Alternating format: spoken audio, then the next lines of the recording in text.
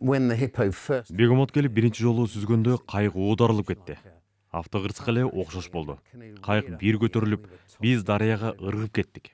Сууга түшкөнүм эсимде. Ийнимден катуу жаракат алганымды түшүндүм. Колум чыгып кеткенин билдим. Анын кесепетинен сууда сүзө албай жаттым. Ошентип мен оңой олжо болуп калдым. Бир колум менен сүзүүгө аракет кылып, анын пайдасыз экенин түшүндүм.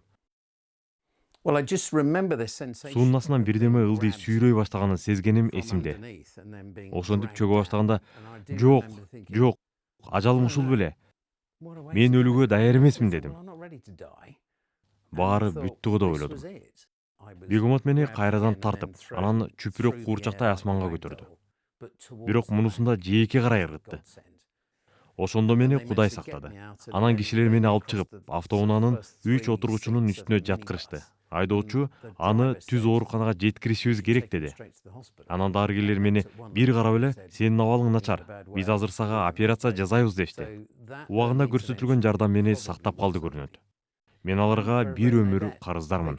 Алар мага колунда болгондун баарын, менин өмүрүмдү беришти.